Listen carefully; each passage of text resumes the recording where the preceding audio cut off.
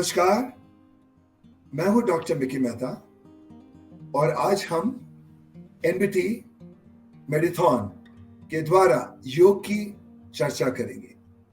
योग जो आयुष मिनिस्ट्री में बहुत चर्चित है और जो उसका बढ़ावा भी कर रहे हैं।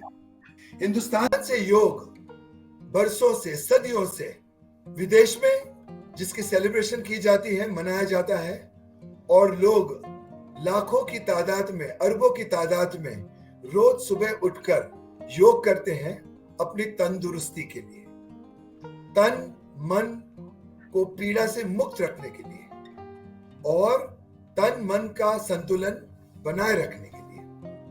तो आज के दिवस पर हमारे साथ जुड़े हुए हैं महेश योगी जी, आशीष पाल जी और गौरव चौहान जी।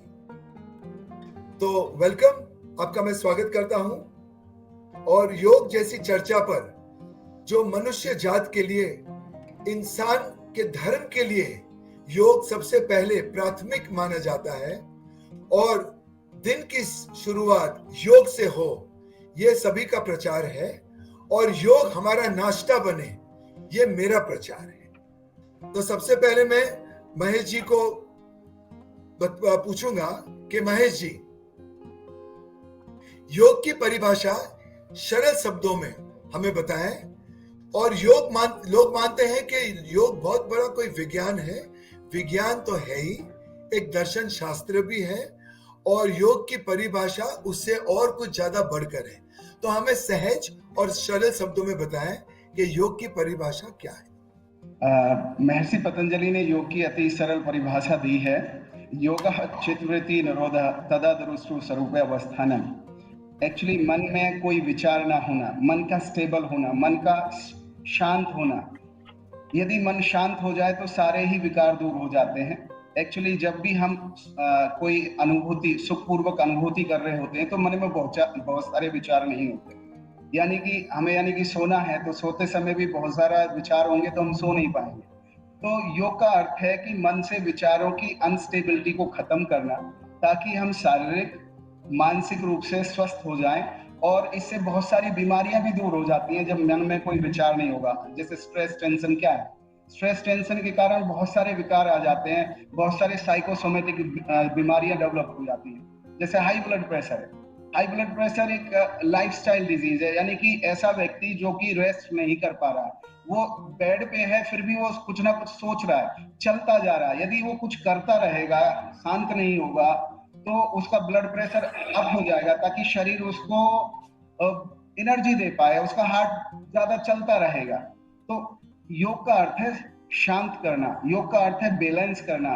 तो महर्षि पतंजलि ने एक छोटे से सूत्र में सारी चीजें हमें समझा दी, बड़ी सरल भाषा में।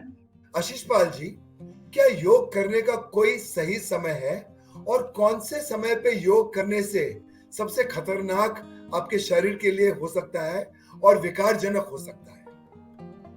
जी, देखिए, योग का जो सबसे ज्यादा अच्छा जो समय बताया गया है वो है संध्या काल में। संध्या काल है जब हमारा नाइट का टाइम, जो रात्रि का समय और जो सुबह का समय है वो मिल रहा होता है, या शाम के समय, साय समय में जब हमारा दिन ढल रहा होता है और रात्रि शुरू हो होती है।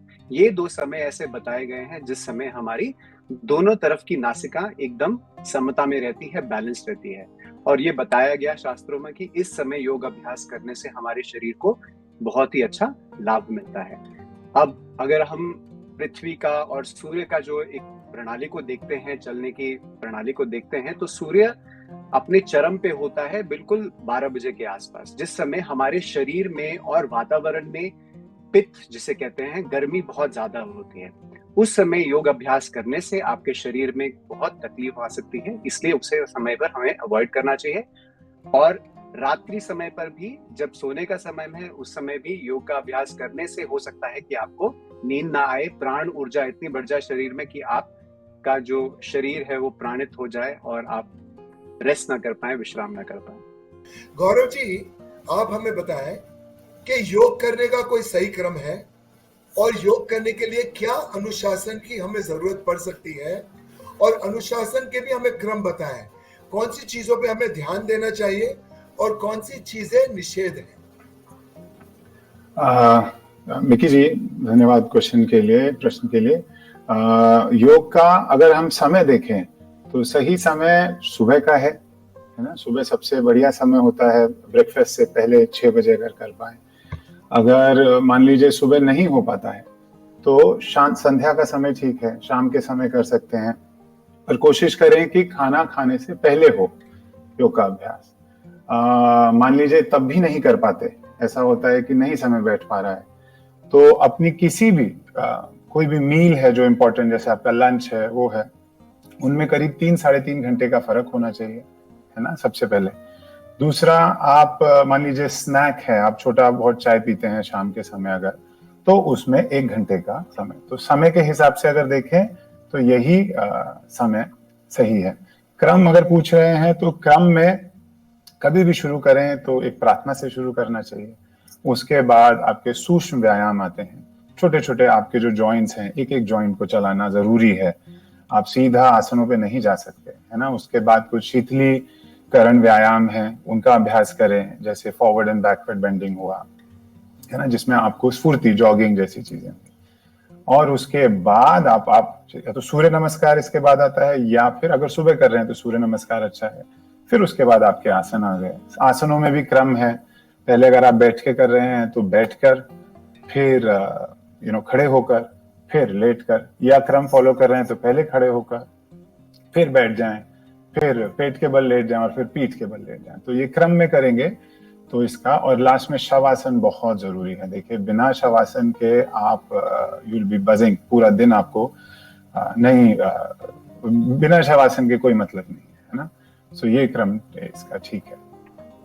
Gaurav ji, thank you so much. आपने जो लास्ट में बात बताई कि बिना शवासन के योग अधूरा रहता है, क्योंकि जहां पर एक्टिविटी होती है वहां पर पैसिविटी का होना बहुत ही जरूरी है संतुलन के लिए, और फिर हमारा शरीर, हमारा मन संतुलित रह सकता है। नहीं तो पूरा दिन आपका मन हाइपर रहेगा और आपकी एनर्जीज डिप्लीट होती जाएगी, वाह, आपकी ऊर्जा छीन हो जाएगी। बहुत बहुत धन्यवाद, आपने बहुत ही अच्छी रीत से ये समझाया हमें। महेश जी, मैं आपकी तरफ फिर आता हूं कि योग और आहार के साथ क्या तालमेल होनी चाहिए, और दूसरी बात यह है कि कितनी देर पहले हमें पानी पीना चाहिए और कितना पानी पीना चाहिए, योग करने के पश्चात भी हमें कितना पानी पीना चाहिए। तो उसका अगर कोई प्रमाण हो या कोई बायो फीडबैक हो, तो सबसे पहले हमें आहार के बारे में बताएं कि अगर ठोस आहार हो तो कितने घंटे, जैसे कि अभी हमें बताया गौरव जी ने, मगर फिर भी अगर ठोस आहार हो तो कितने घंटे, और अगर साधारण फल का आहार हो तो कितने घंटे।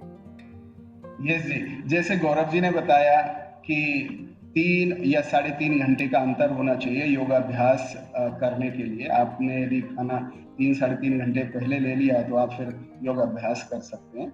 वैसे भी यदि आपका खाली पेट है, आप सुबह योगाभ्यास कर रहे हैं, तो आप नींबू शहद पानी ले सकते हैं और उसके बाद अपना योगाभ्यास कर सकते हैं। इसके बाद साथ रही आहार, हमें क्या खाना चाहिए, कितना खाना चाहिए, कैसा खाना चाहिए, ये बहुत महत्वपूर्ण है।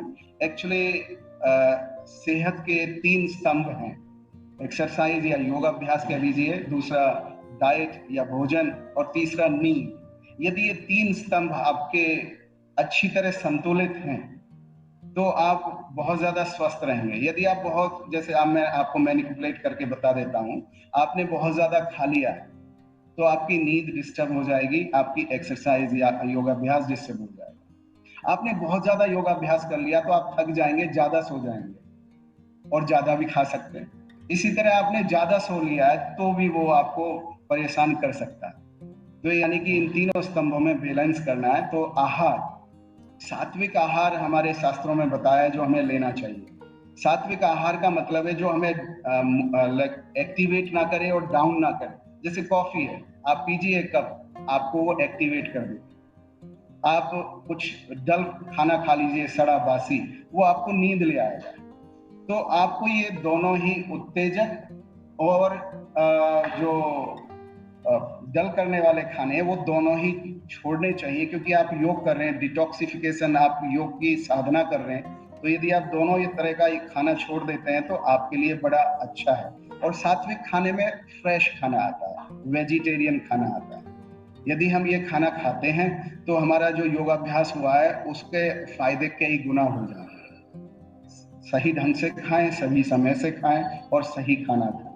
अब जैसे सही खाने की मैं बात करूं तो जो हमारे इंडियन घर में बनता है वो सही खाना है, जैसे दाल, चावल, वेजिटेबल, सलाद, जो हमारे सीजन के अनुसार चलते हैं। अभी जैसे आम का समय है तो आम संतुलित रूप में खाइए फलों में, और जैसे खीरा, कद्दू, ककड़ी, ये सारे संतुलित खाने हैं, आप उनको खा सकते हैं। और अभ्यास करने के बाद, या जैसे आपने पूछा पानी के बारे में कि पानी कब पिए, पहले यदि आप ऐसा अभ्यास कर रहे हैं जिसमें बहुत ज्यादा पसीना निकलता है तो आध घंटे पहले आप 1 लीटर तक पानी पी सकते हैं, ताकि आप अभ्यास करेंगे तो जो स्वेदनम होगा उससे आप बैलेंस हो जाएंगे। अभ्यास के दौरान आप 1-2 सिप वाटर ले सकते हैं, बहुत ज्यादा ना पिए।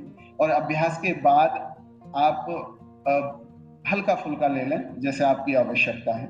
और खाना 20 से 30 मिनट बाद आप खाना खा सकते हैं, जिसमें कि अलग अलग तरह का जो बैलेंस खाना है वो ले लें।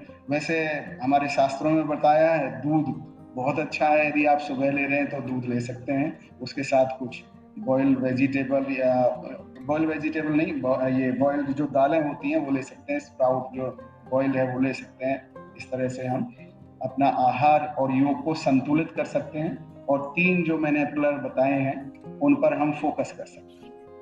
आशीष जी, ध्वनि और योग का क्या संबंध है? अगर ध्वनि के साथ योग किया जाए तो उसका कोई फायदा है? और उसके साथ साथ दूसरी बात यह है कि एक अनाहत नाद पे थोड़ी विशेष टिप्पणी कीजिए। एक तो आहत नाद और एक अनाहत नाद पे विशेष टिप्पणी कीजिए। जब हम ध्यान में बैठते हैं तो वो अनाहत नाद की उपलब्धि हो सकती है, और उसका फायदा क्या हो सकता है? ऊर्ध्वगमन में, जागृति में, सजगता में, चैतन्य और बोध जागने के लिए और साक्षी बनने के लिए। जी, देखिए, योग में ध्वनि का एक विशेष महत्व है।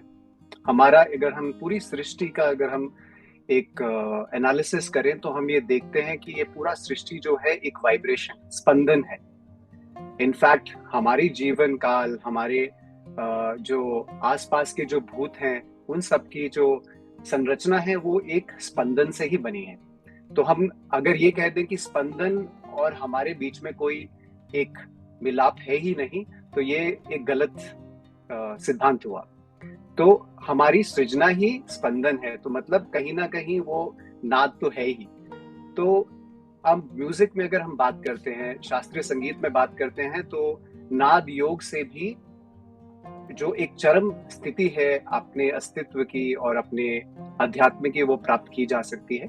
और जैसे कि आपने बात किया है कि अनाहत नाद की बात करेंगे, तो देखिए हठ योग प्रदीपिका में भी हमारा जो चौथा चैप्टर है और जो चौथा पाद है, उसका बारे में नाद में उन्होंने बताया, हमारे स्वामी स्वात्मा रामा ने, कि नाद अनुसंधान, दैट मीन्स कि जो हमारे अंदर एक स्पंदन है उसके प्रति एक समझ, और उसको समझना और उसके गहराई में जाना, एकदम एक उसको अपने एग्जिस्टेंस में, रूप में लेकर उभरना, उससे आपको पूर्ण रूप से समाधि की प्राप्ति हो सकती है। यानी आपका मन जो है एकदम शांत हो सकता है, लय समाधि हो सकती है। हठयोग प्रदीपिका में इसके बारे में बात किया, लय समाधि के बारे में, कि आपका लय जो है, आपका नाद है, वो इस सृष्टि के नाद से जब जुड़ जाए, जब वो इक्वानिमस हो जाए, तो आप और इस सृष्टि में कोई अंतर नहीं रहेगा। और वो यही योग भी कहता है कि जुड़ जाना। जब आपका अस्तित्व इस सृष्टि के अस्तित्व से जुड़ जाए तो उसे ही हम योग कहते हैं, और नाद योग से भी आप उसकी प्राप्ति कर सकते हैं। बहुत अच्छे आशीष जी। और हमारा अस्तित्व जब सृष्टि के अस्तित्व से और या उसमें समा जाए तो उसको समाधि भी बोलते हैं, और हर समस्या का समाधान समाधि में ही उपलब्ध होता है। शायद समाधि में कोई समस्या हो ही नहीं सकती है। बहुत बहुत अच्छी तरह से बताया। और आपने जो अनाहत नाद पे बात की, ये भी बहुत अच्छी है। और स्पंदन की बात की कि ये स्पंदन एक स्टेडी स्पंदन है, उसके साथ हम अलाइन हो सकते हैं, चाहे आसन हो, चाहे प्राणायाम हो, चाहे ध्यान धारणा प्रत्याहार हो।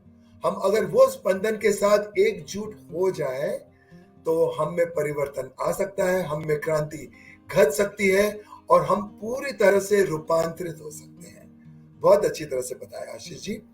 सो गौरव जी, बहुत सारे इंसान आजकल गलत पदार्थ का सेवन करने से गैस से पीड़ित है और गलत वक्त पे खाने से एसिडिटी से पीड़ित है। तो गैस और एसिडिटी का क्या जोड़ है और गैस और एसिडिटी से मुक्त हम कैसे हो सकते हैं? तो एक तो जो समझ में आता है कि हम सिर्फ प्राणायाम करें, नाड़ी शोधन करें, अनुलोम विलोम करें जिससे आपकी एसिडिटी रिलीज हो सकती है, या हम पवन मुक्तासन करें या सिर्फ टहलें। मुझे यह जानना है कि ध्यान में बैठकर क्या पित्त को शांत किया जा सकता है और एसिडिटी का विकार दूर किया जा सकता है? बढ़िया क्वेश्चन है मिकी जी। मैं अगर अष्टांग योग की बात करूं तो कैसे, अगर जैसे आपने भी पहले मेंशन किया, तो अष्टांग योग में जो ध्यान है वो एकदम एंड में जाके आता है ना, लास्ट 3 में है। और इसी में अगर हम देखें कि अगर मेरा शरीर, जैसे महेश जी ने भी पहले बताया कि अगर खाना ठीक नहीं है और आपका उसकी वजह से सोना ठीक नहीं होगा, और सोना ठीक नहीं होगा तो आपका अभ्यास भी ठीक नहीं होगा, तो ये सब जुड़ा हुआ है ना। तो आपने सही कहा कि खाना पहले तो समय पे होना चाहिए, है ना। अगर आप शाम को खा रहे हैं तो कोशिश करें कि 6, 7, 8 बजे से पहले खा लें, 8 बजे के बाद शरीर में कुछ ना जाए, है ना। और सुबह भी व्यायाम करने के बाद। तो अगर एक आपने भोजन पे अपना पूरा कंट्रोल ले लिया, उसके बाद आपका अभ्यास, और फिर कहीं जाके अगर आप ध्यान में बैठ रहे हैं और अगर आपने प्राणायाम का बढ़िया अभ्यास कर लिया है, तो डेफिनेटली ये एसिडिटी, आपका पित्त, वात और कफ का जो इम्बैलेंस है वो भी ठीक किया जा सकता है। और इसमें बहुत इंपॉर्टेंट है कि हम ये देखें कि क्योंकि सबकी प्रकृति अलग है, 2 जुड़वाओं की भी प्रकृति अलग है ना। जिस समय हम पैदा होते हैं उस समय की प्रकृति अलग होती है, तो सबका पित्त वात कफ भी अलग है, तो सबको सेम हम सोल्यूशन नहीं दे सकते, बहुत यूनिक सोल्यूशन होता है सबके लिए, है ना। तो मेरा मानना यही है कि जितना हो सके खाने पर कंट्रोल करें पहले, है ना। खाना ऐसा ना खाएं जो आपको गैस करे या जो आपको आपका पित्त बढ़ाए। उसके बाद अपना, आप जैसे आपने पवन मुक्त आसन बताया, उनका अभ्यास करें, एंड ऑफ कोर्स ध्यान में अगर बैठेंगे तो डेफिनेटली उसका बेनिफिट मिलेगा। बहुत अच्छी बात बताई कि ध्यान में बैठने से सारी चीजें संतुलित अपने आप हो जाती है। जैसे हमने दही लिया, दूध लिया और जमाने के लिए रख दिया, हर घंटे चम्मच घुमाएंगे तो दही कैसे जमेगा? तो दही को जमने के लिए ध्यान की साधना बहुत ही आवश्यक है। तो बिल्कुल छोड़ दो अपने हाल पर और ईश्वर परिधान, ईश्वर पे छोड़ दो। जैसे कि योग हमें सिखाता है कि हमारा जो अभ्यास है जीने का, वो केंद्रित होना चाहिए, परिधि पर नहीं, और हमारी चैतन्य और सजगता केंद्रित होनी चाहिए। तो उसी पे मैंने 2 पंक्तियां लिखी थी, स्वयं में स्थित, स्वयं में उपस्थित, स्वयं में होना और स्वयं को होने देना। तो आशीष जी, ये स्वयं को होने देना, उस पे आप ज्यादा जोर डालें, और स्वयं में स्थित और उपस्थिति पे भी थोड़ा सा उसका निष्कर्ष दीजिए। देखिए, अगर हम बात करेंगे तो हमारे जो अस्तित्व जो है, जो हम स्व जो शब्द है वो है मैं खुद, और जो स्व हम यहाँ बात करते हैं, अगर उसका गूढ़ अर्थ देखें तो अगर हमारा शरीर भी हमारा अपना नहीं है, हमारा मन भी हमारा नहीं है, हमारी सांसें भी हमारी नहीं है, ये एक परतें हैं जो छिपा रही है उस असली स्वयं को। तो स्वयं जो है वो ईश्वर स्वरूप ही परमात्मा है, और वो स्थित भी है और लक्ष्य भी है और वो एक रास्ता भी है। तो हम जो भी इस योग की इस या आध्यात्मिक पथ पे करते हैं, कहीं ना कहीं हमारी जो चेष्टा रहती है, हमारा प्रयत्न रहता है, अपने आप में स्थित हो जाना। और यही महर्षि पतंजलि ने कहा, अथा योग चित्त वृत्ति निरोधः के बाद उन्होंने एक बड़ा अच्छा सूत्र बोला, तदा दृष्टा स्वरूपे अवस्थानम, अपने दृष्टा के स्वरूप में स्थित हो जाना ही योग है। मतलब आप अपने स्वरूप में जब स्थित हो गए, इस क्षण में आप स्थित हो गए, तो योग खुद ही हो गया। उसके लिए कुछ भी प्रयत्न नहीं करना पड़े। लेकिन हाँ, ये कहना बहुत आसान है, करना काफी कठिन है, जिसके लिए हम सब लोग जितने भी हैं कोशिश कर रहे हैं कि कहीं ना कहीं शायद कभी ना कभी वो स्थित हो जाए, जिसके लिए प्राणायाम करते हैं, आसन करते हैं, कई तरह की हम तकनीक का उपयोग करते हैं। तो मैं तो ये समझता हूँ। बहुत अच्छी बात बताई आशीष जी। गौरव जी, जैसे हम स्वयं बोलते हैं तो स्वयं में स्वतंत्रता होती है, स्वयं की मालिकी होती है। तो हम स्वयं के मालिक बनते हैं और स्वतंत्र बनते हैं। तो आप हमें बताएं कि ये जो योग में बताते हैं हम कि ये स्वतंत्रता हमें ध्यान से मिलती है, और ये ध्यान का स्वरूप 24 घंटे हमारा सजग भाव होना चाहिए।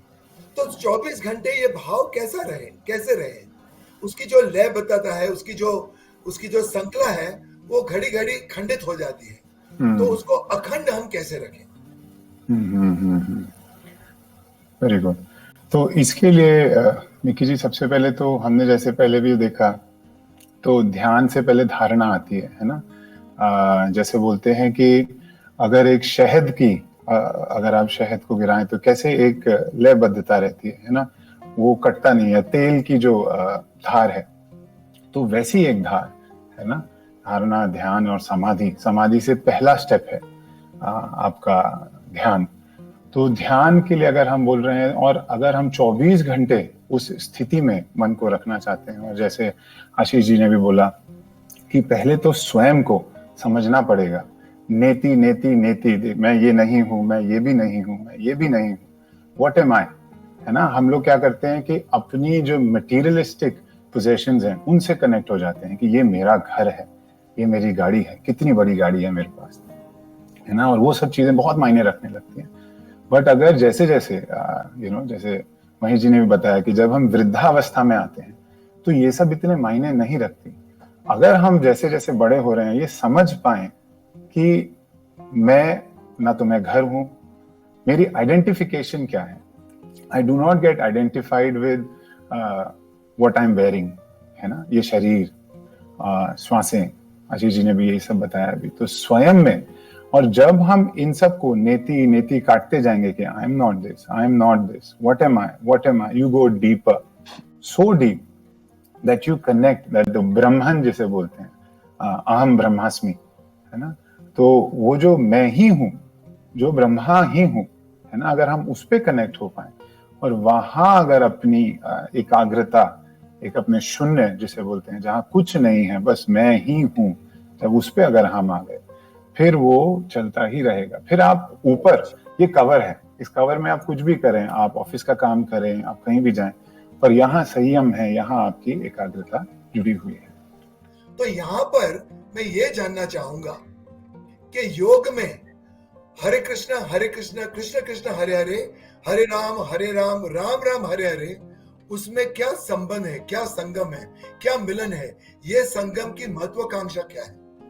जी देखिए, हरे कृष्ण हरे राम राम राम हरे हरे, ये तो बहुत ही बड़ा एक यंत्र भी है और एक मंत्र भी है।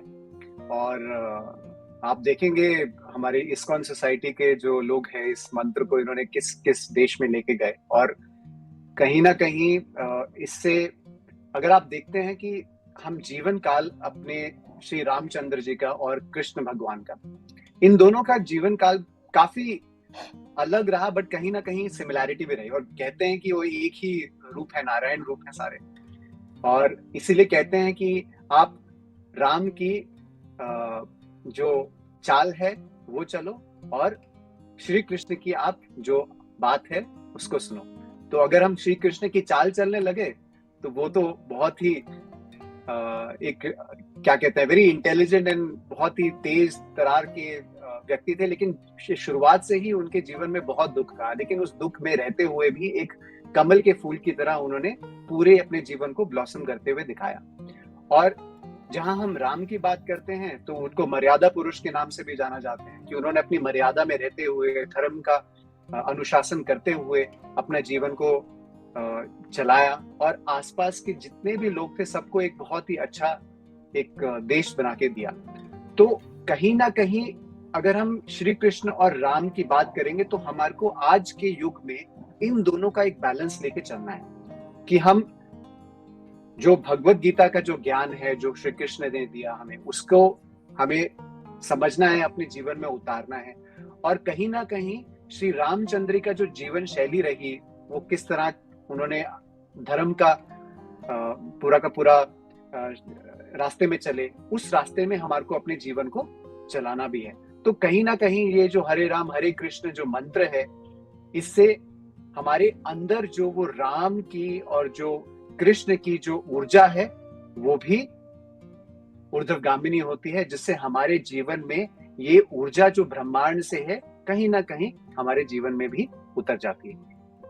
बहुत अच्छा, बहुत अच्छा। गौरव जी, हमारे उपनिषदों में, हमारे वेद शास्त्र में खालीपन पे बहुत जोर दिया है।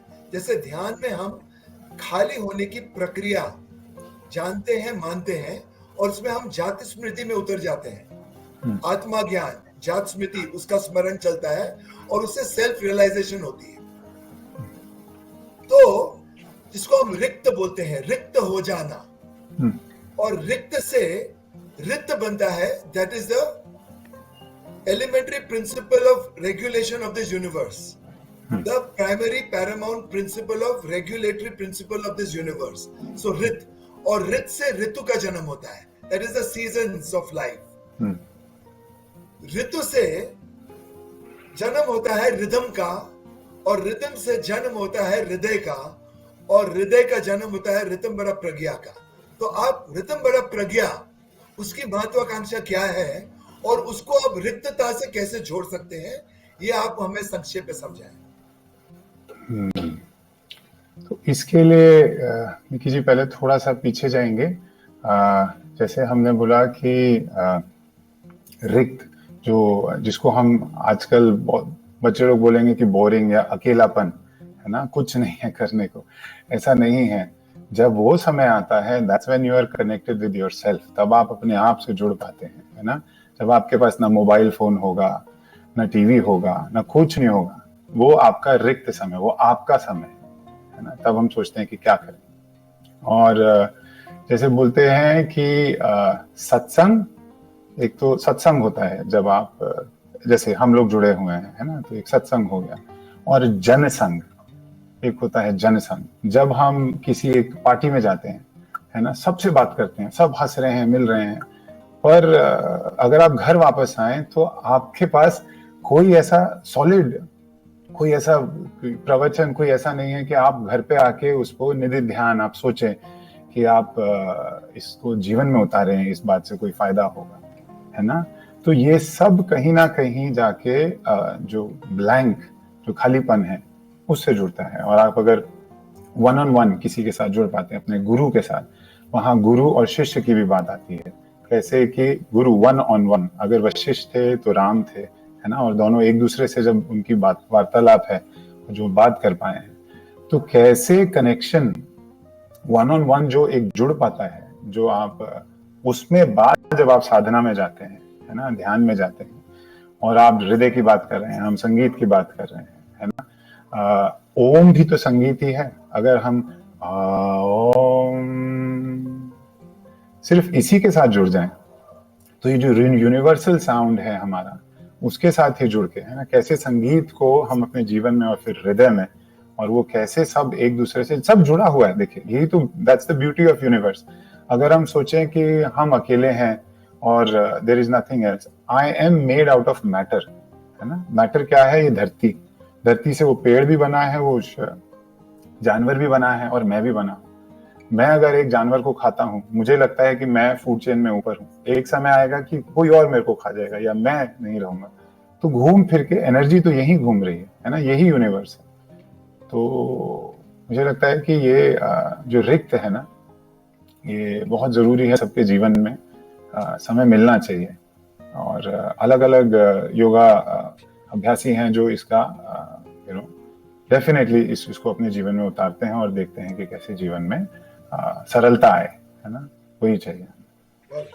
तो एक दूसरी बात, हम जो संकल्प पे जाते हैं ना, संकल्प, तो उसके पहले कई चीजें बहुत जरूरी होती है, जैसे कि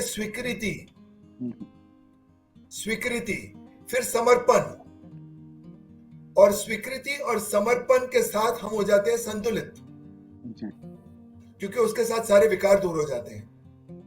जैसे संतुलित हो जाते हैं तो हमें विश्व ऊर्जा का समर्थन मिलता है, जिसके साथ हम सामर्थ हो जाते हैं, ऑल केपेबल, फिर सक्षम हो जाते हैं, ऑल पोटेंशियल। उसके बाद ही हमारा संकल्प जागता है, और जब संकल्प जागता है तो उसके साथ सृष्टि और समृद्धि का निर्माण होता है। मगर मेरा सवाल यह है कि संकल्प जागने से पहले हम कौन सी अवस्था में योग की होते हैं, जिससे हमको अंदर से, आंतरिक रूप से एक उद्देश्य दिया जाता है कि हमें संकल्प को जगाना है, और क्योंकि संकल्प के जागने के साथ ही हम ट्रांसेंड कर सकते हैं बाद में। मिक्की जी, आपने बड़े गहरे योग की बात करी है इसमें। हाँ जी। और यदि जिसने योग को समझा है उसने संकल्प को भी समझा होगा। बिना संकल्प के समाधि नहीं होती है, बिना संकल्प के आप डीप में नहीं जाते। और संकल्प से पहले जो संकल्प को चैनलाइज करता है, उस ऊर्जा को भी समझना होता है, और उस ऊर्जा का नाम है प्राण। जिसने प्राण को समझ लिया है उसने पूरे योग को अच्छी तरह समझ लिया है। तो प्राण के बारे में मैं कुछ आपको पहले बता दूं, फिर संकल्प को, और फिर कैसे ये एक चेन में जुड़ के आपको कहाँ तक ले जा सकता है। देखिए, जो प्राण ऊर्जा है वो हमारे शरीर में उत्पन्न नहीं होती है, हम उसके साथ उत्पन्न होते हैं, और वो पूरे शरीर को उत्पन्न करती है। और यदि हम कहें कि जैसे मैं अभी अपने हाथ को चला रहा हूँ, तो कौन सी ऊर्जा चल रही है, यदि हम डॉक्टर से पूछें तो वो कहेगा कि भाई एटीपी मेरे मसल्स को चला रहा है, और एटीपी सारी एनर्जी हमारा शरीर यूज कर रहा है। जैसे हार्ट चल रहा है, आंखें देख रही हैं, या हम सुन रहे हैं, या कोई भी मसल काम कर रही है, तो वो प्राण के द्वारा ही, उस एटीपी के द्वारा ही चल रहा है। लेकिन एटीपी कौन उत्पन्न कर रहा है? माइटोकॉन्ड्रिया।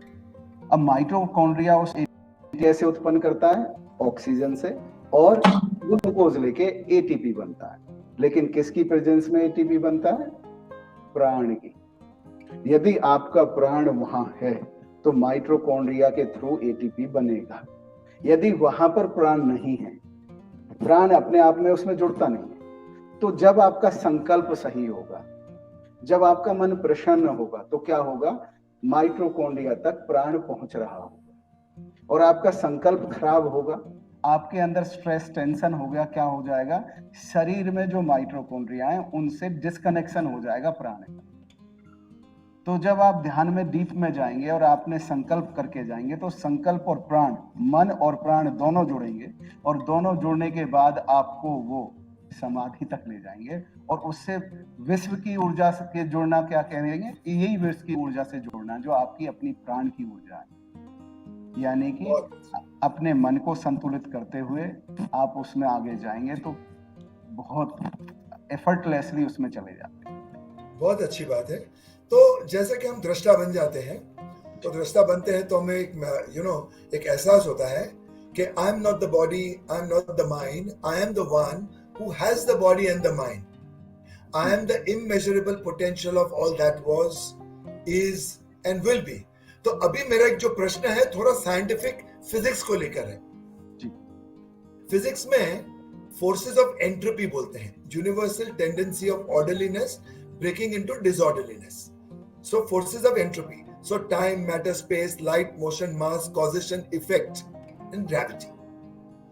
तो ये फोर्सेस ऑफ एंट्रोपी को काउंटर करने के लिए हमारे पास अष्टांग योग है, यम, नियम, आसन, प्राणायाम, प्रत्याहार, ध्यान, धारणा, समाधि। मगर ये अष्ट अंग में से कौन सा एक अंग ऐसा है जो एंट्रोपी को न्यूट्रलाइज कर सकता है अपने आप में? कौन सा एक अंग है which is fundamentally responsible, potential and capable of neutralizing all the forces of entropy? देखिए, बहुत ही आपने अच्छा प्यारा क्वेश्चन किया कि हम आध्यात्मिक और वैसे अगर देखा जाए spiritualism and spirituality is nothing but physics in nature, है ना। ये फिजिक्स ही है, क्योंकि इनफैक्ट गुरुदेव श्री रविशंकर जी बहुत बार बोलते हैं कि स्पिरिचुअल रेलम और फिजिक्स में कोई एक्चुअली में अंतर है नहीं। तो और इसके बारे में रिसर्च भी बहुत सारी हो सकी है। और जहां तक आपने बात किया एंट्रोपी, मतलब the amount of chaos in the environment, कि एनवायरनमेंट में जो केओस है वो कितना लेवल पे है, वो हमारा एंट्रोपी देखता है।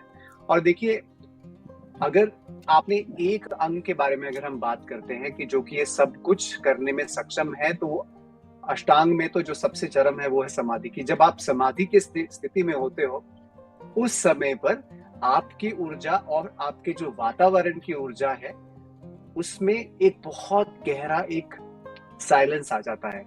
आपने सुना होगा एक इफेक्ट होता है जिसको हम बटरफ्लाई इफेक्ट बोलते हैं। बटरफ्लाई इफेक्ट क्या है कि एक फड़फड़ाने वाली तितली जब साउथ अमेरिका के अमेज़न के जंगल में अपने पंख फड़फड़ाती है, तो उस फड़फड़ाने से अमेरिका, नॉर्थ अमेरिका के जो वेदर है उसमें फर्क पड़ जाता है, वहां पे बारिश हो जाती है। तो दैट मीन्स एक कॉज एंड इफेक्ट का इतना गहरा एक कनेक्शन है पूरे ब्रह्मांड में। तो आप सोचिए कि अगर एक व्यक्ति अगर गुस्सा होता है तो उसके गुस्से हो जाने से कितने लोग आसपास डिस्टर्ब हो जाते हैं। वहीं एक योगी जब ध्यान की स्थिति में, एक समाधि की स्थिति में पहुंच जाता है, उसकी समाधि की स्थिति से आसपास कितने व्यक्तियों का और आसपास के जगह का कल्याण हो सकता है, ये हम सोच भी नहीं सकते। तो अगर आप अष्टांग योग में से एक किसी अंग को चूज करना चाहेंगे जिससे सब कुछ समता में आ जाए, एंट्रोपी कम हो जाए, वो है समाधि की स्थिति में पहुंच जाना। लेकिन ऑफ कोर्स समाधि की स्थिति में पहुंचने के लिए आपको थोड़ा परिश्रम करना पड़ेगा, जहां प्राणायाम भी आएंगे, आसना भी आएगा, प्रत्याहार, धारणा, ध्यान सभी आएंगे। जी बिल्कुल, बहुत ही अच्छे से समझाया आपने आशीष जी। और गौरव जी, आपके लिए और एक गुगली है। ये गुगली ये है कि अराजकता is the order of life, and order of life is actually chaos. ये विरोधाभास है, it's a paradox. अराजकता is the nature of reality which is seen as chaos. तो ये अराजकता में यम नियम की उपस्थिति अराजकता में कैसे हो, और क्या अराजकता अपने आप में ही क्रिएटिव फोर्स है जो निर्माता निर्देशक है? क्या अराजकता ही निर्माता निर्देशक है?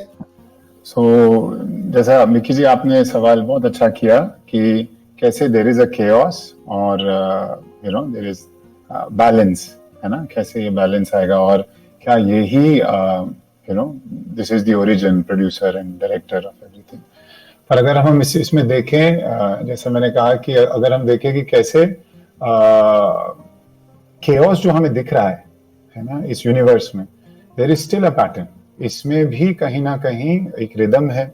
हम अगर जुड़ना चाहें और अगर हम उसके लिए, हमें एक योगी की नजर चाहिए होगी, उसके लिए आपको उस तरीके से देखना पड़ेगा, क्योंकि अगर आप उसमें इन्वॉल्व हुए, है ना, एक दृष्टा के समान हर चीज को अगर आप देख पाएंगे, तो आप समझ पाएंगे कि कैसे जो पैटर्न है, जो यूनिवर्स का पैटर्न है, वो क्या चल रहा है, क्या हो रहा है।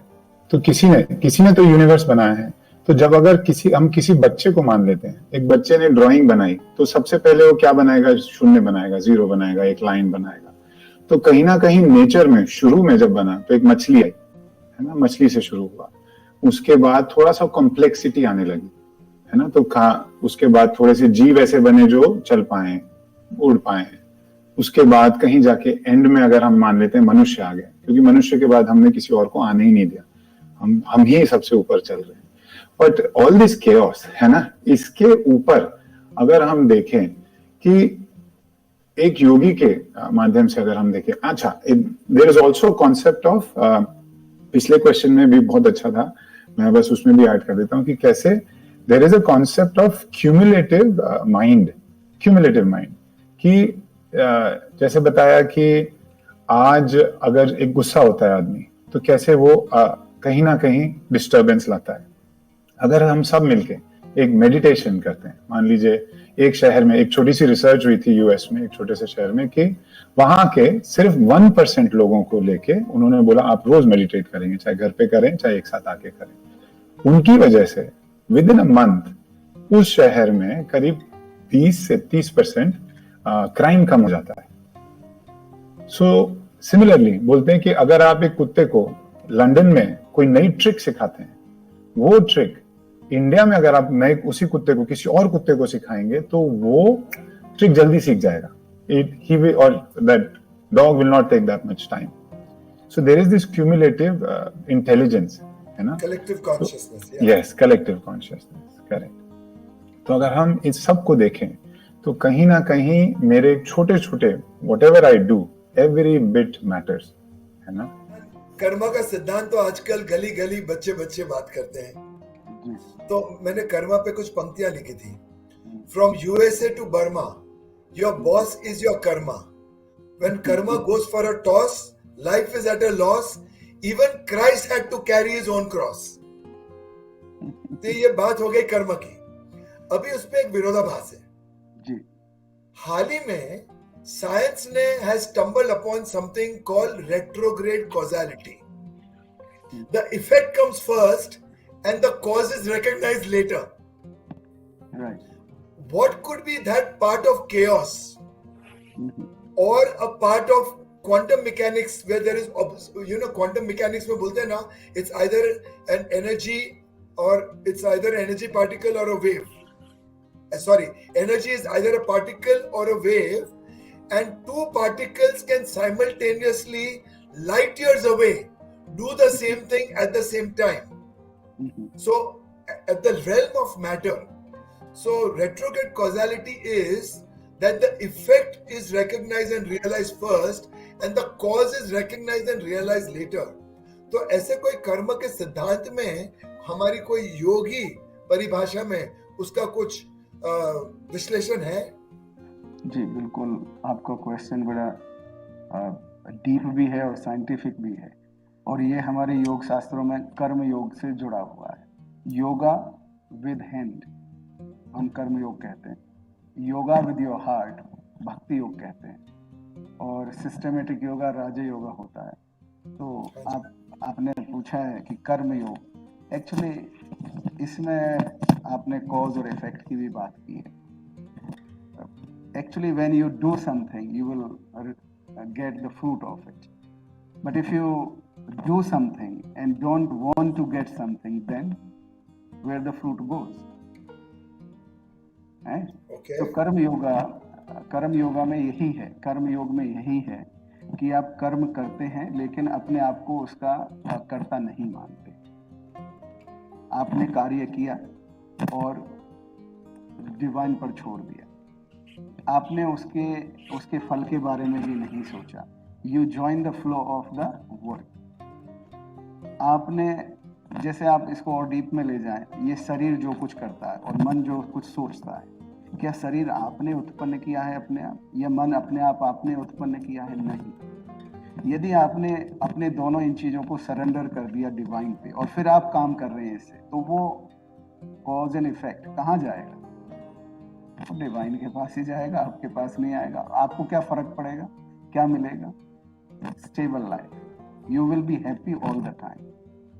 तो जब हम कार्य करते हैं उस समय हम क्या सोचते हैं? What is your intention when you joining A work, when you doing a work? जब एक कार्य कर रहे हैं उस समय अपने आप को कर्ता मानते हुए कर रहे हैं या प्रभु को कर्ता मानते हैं?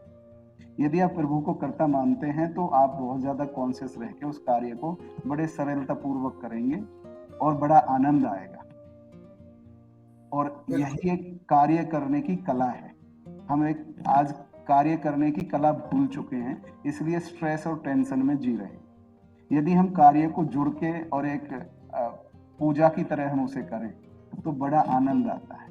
और एक्चुअली में हमें आनंद ही तो चाहिए, और आनंद कार्य करते हुए हमें मिल जाए तो फिर दूसरी हमें क्या चीज की आवश्यकता है? और यही मोक्ष का रास्ता है। तो इसमें सारी चीजें मिल जाती है, बस सोच हमें अच्छी रखनी है कार्य के प्रति। बहुत अच्छी बात, बहुत अच्छी बात है। योग करते वक्त जितने भी गर्भ अवस्था की महिलाएं हैं, उनको क्या क्या चीजें ध्यान में रखनी चाहिए? मेरा मानना यह है कि गर्भ अवस्था में योग का ध्यान होना चाहिए ज्यादा, कि बच्चा माँ से जुड़ रहा है, माँ की भावनाओं को, माँ के मन के साथ, माँ की भौतिक अवस्था के साथ जुड़ता है। और अगर माँ की भौतिक मानसिक अवस्था और वो व्यवस्था अगर पूर्ण है, संतुलित है, संपूर्ण है, तो बच्चा आनंदित रह सकता है। मगर क्या योग के आसन करने से उसमें कोई विकार आ सकता है, या तो फिर उसमें कुछ ज्यादा उसका फायदा हो सकता है? क्या हम बच्चे के मानसिक भाव को या मानसिकता को और हम उसमें निखार ला सकते हैं? जी, बहुत ही प्यारा क्वेश्चन किया आपने, और इसके साथ साथ आपने ये बता भी दिया कि कितना योग इम्पोर्टेंट है, आवश्यक है गर्भावस्था में। तो देखिए, मैं इनफैक्ट गर्भवती महिलाओं को योग सिखाता भी हूँ और उसकी ट्रेनिंग्स भी लेता हूँ। तो उस समय हमारा एक ही पॉइंट रहता है कि देखिए, जब भी एक योग कोई भी मनुष्य करता है, उससे डेफिनेटली आपके आसपास के लोगों के साथ तो कनेक्शन रहता ही है, लेकिन एक सबसे गहरा जो कनेक्शन है वो एक माँ का अपने शिशु के साथ, है ना। और गर्भावस्था का जिसको हम योग बोलते हैं, प्री नेटल योग बोलते हैं, तो हम उसे शिशु योगा में ये बोलते हैं कि वो प्लानिंग के टाइम से शुरू हो जाता है, ना कि जब महिला गर्भवती होती है, कि एक कैसा एक भ्रूण जो है आपका, उसकी संरचना हो रही है और उसकी क्रिएशन हो रही है, आपके ऋतु सही है, महिला की ऋतु सही है, उसका मन अच्छा है, उसका शरीर अच्छा है, स्वस्थ है, जिससे शरीर का पूर्णतः स्वस्थ होने से जो हमारा शिशु जो उसमें जन्म लेगा या उसमें 9 महीने उसमें रहेगा, जो गर्भशया है, वो कितना नरिशमेंट दे सकती है, वो योग अभ्यास पे बिल्कुल निर्भर करता है। और माँ के जो मनस्थिति है, उस पे हमारे जो शिशु की जो मनस्थिति है उसका बहुत गहरा असर पड़ता है। और इनफैक्ट ये कई जगह पे हमने उदाहरण भी देखे, जैसे प्रहलाद जो थे हमारे, और अभिमन्यु का जैसे महाभारत में वर्णन है, ऐसे हमारे उस्ताद जाकिर हुसैन जो हैं, उनके जो स्टोरी है, जो तबला वादक थे, कि उनके पिता भी तबला वादक थे और वहां पे तबला बजाया करते थे जब वो गर्भ में थे।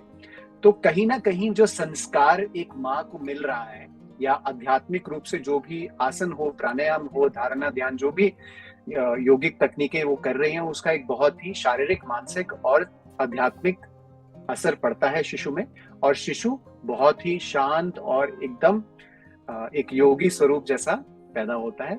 इसलिए बहुत आवश्यक है योग करना, और इससे मैं तो नहीं मानता कि योग करने से कोई भी मुश्किल आएगी एक किसी भी गर्भवती महिला को। Rather I would say otherwise कि वो बेनिफिशियल ही होने वाला है।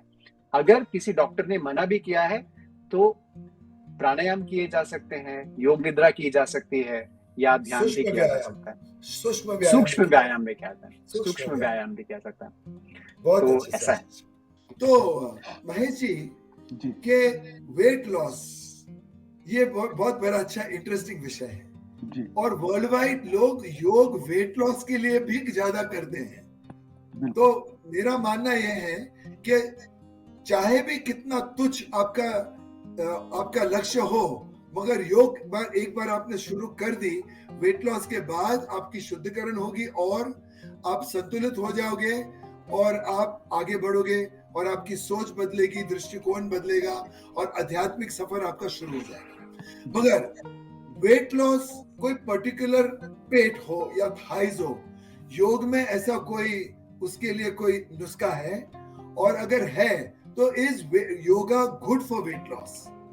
जी बिल्कुल, योग में स्पेशलाइज भी है कि आपने जैसे कहा पेट से वेट को कम करना है, या थाई से कम करना है, या बटक से कम करना है, या किसी और पार्ट से कम करना है, उस तरह से भी हम योग से कम कर सकते हैं, पूरे शरीर से भी कम कर सकते हैं, और योग से वेट बढ़ा भी सकते हैं, योग से वेट घटा भी सकते हैं। तो इसमें एक विशेषज्ञ जो योग प्रशिक्षक होते हैं वो इसमें प्रोग्राम बना सकते हैं, बता सकते हैं, जिसमें बहुत सारी सूक्ष्म क्रियाएं, आसन, प्राणायाम, इवन ध्यान भी हैं जो डायनामिक ध्यान है, जैसे ओशो मेडिटेशन होते हैं, उससे भी हम वेट लॉस कर सकते हैं। बहुत अच्छे, बहुत अच्छे। योग के द्वारा मानसिक तनाव का विसर्जन होना, ये तो हम समझते हैं कि ध्यान में वो होता है, मगर आसन से वो हो तो वो उसका आप एक डायनामिक्स हमें समझाएं कि आसन के द्वारा स्ट्रेस को कैसे विसर्जित किया जा सकता है, तनाव मुक्त हम कैसे हो सकते हैं। जी देखिए, हाँ, आपके प्रश्न को मैं उत्तर देने के लिए मैं महर्षि पतंजलि के 2 सूत्र का सहारा लेना चाहूंगा। एक तो है आसन की जो परिभाषा है ना, स्थिर सुखम आसनम, कि जो सुखमयी है, जो स्टेबल है एंड विच इज कंफर्टेबल, है ना, जो सुखमयी है और जो अच्छे से एकदम स्थित है, वही आसन है। तो देखिए, ये तो हो गया कि आसन किस प्रकार हो। तो हम अक्सर तौर पे जब अमूमन तौर पे जब से हम वेट लॉस की भी बात कर रहे थे, या आजकल एक ये इंटरनेशनल फैड बन चुका है कि योगा करना है, हमारे बहुत फ्लेक्सिबल होना है, एक्सट्रीम बेंडिंग करना है। तो देखिए, ये तो एक कॉन्सिक्वेंस हो गया कि योग करने से बॉडी तो ऐसी फ्लेक्सिबल हो ही जाएगी definitely.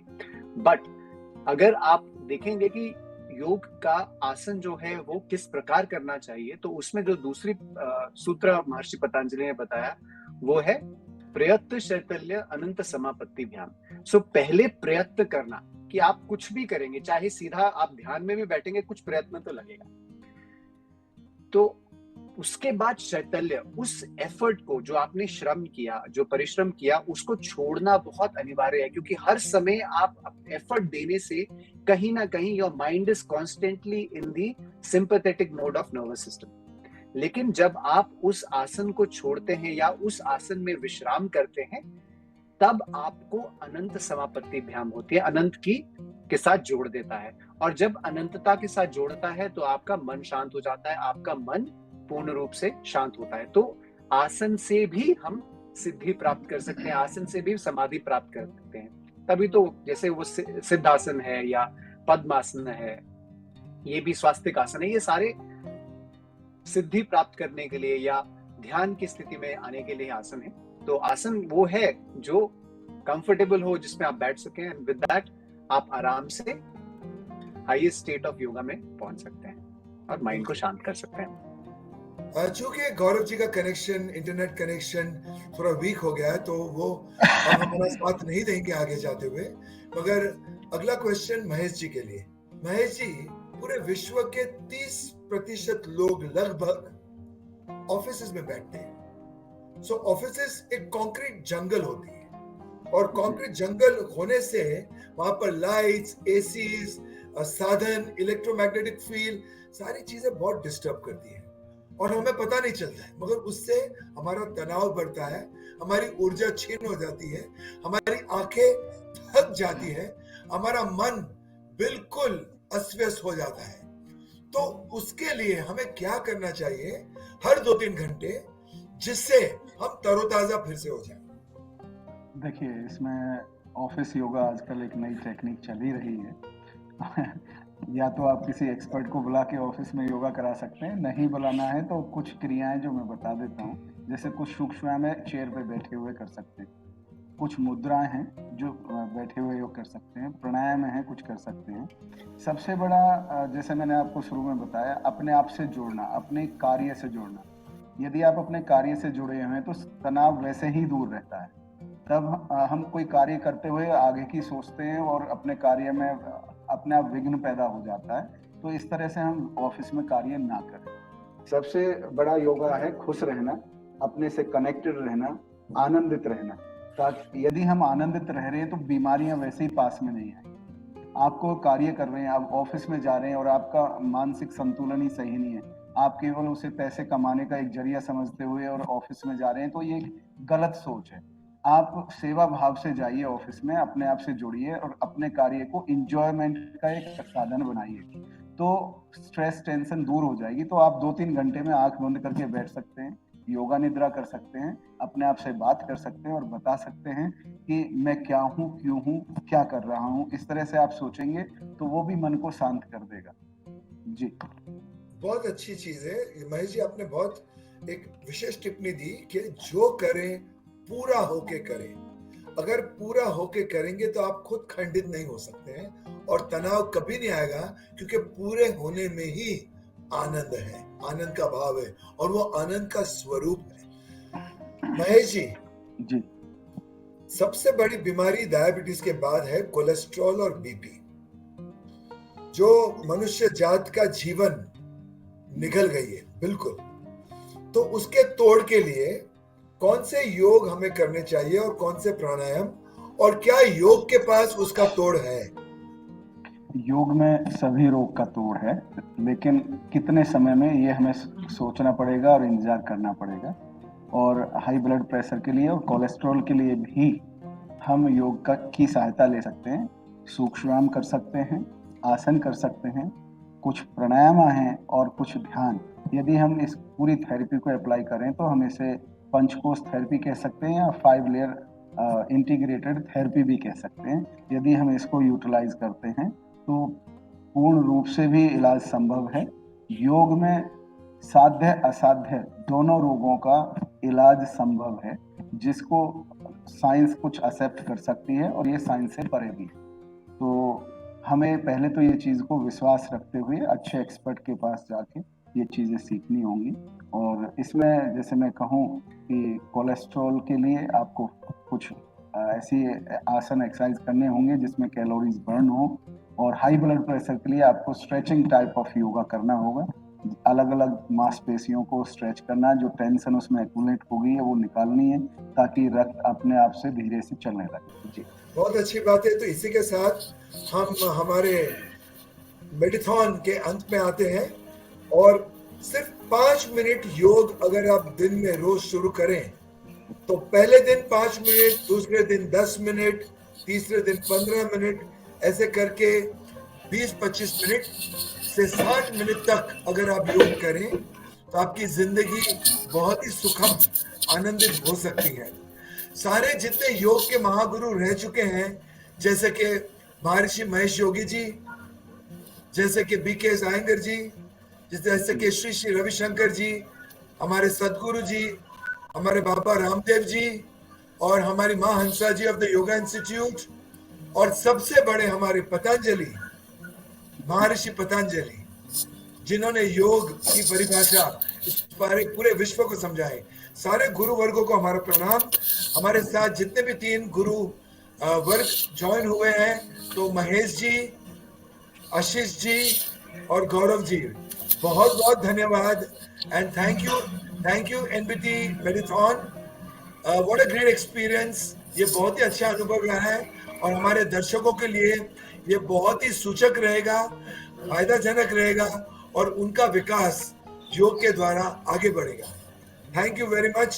So with Yoga, let us all get optimized, and with Yoga Giri, let's all get Mickey-mized.